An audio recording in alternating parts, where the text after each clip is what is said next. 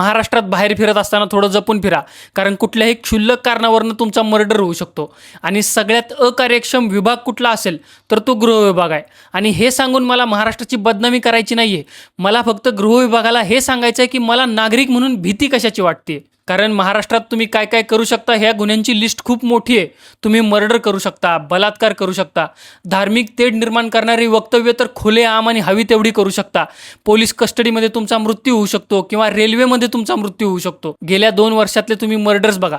प्रेमाच्या वादात मुलीचा खून, हॉटेलच्या वादात हॉटेल मालकाचा खून, पुण्यात कोयता गँग तर खुलेआम फिरताना आपल्याला दिसते.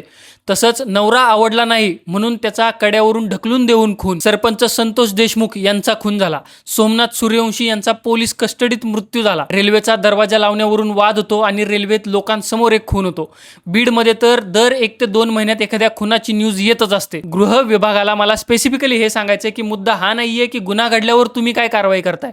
मुद्दा हा आहे की ह्या नालायक गुन्हेगारांच्या हा गुन्हा करण्याची हिंमतच कशी काय होते. म्हणजे परवा श्रीरामपूरमध्ये जो खून झाला त्या खुनानंतर एका भाषणात तो मुलगा ज्यांनी मर्डर केलाय त्याला बघितलं असून सुद्धा त्याचं नाव घेऊ शकत नव्हता. म्हणजे ह्या सगळ्यांवर नक्की कुणाचा हात आहे ह्याचा प्रश्न मला पडलाय. त्यामुळे शेवटी पोलिसांना ही विनंती आहे की तुम्हाला हे थांबवण्यासाठी जे काय करायचं ते करा, वाटलं तर 2-4 एन्काउंटर करा, पण हे थांबवा. हा मुद्दा तुम्हाला कसा वाटतोय मला कमेंट्समध्ये नक्की कळवा आणि अशाच मुद्द्यांसाठी फॉलो करा सूत्रधारला.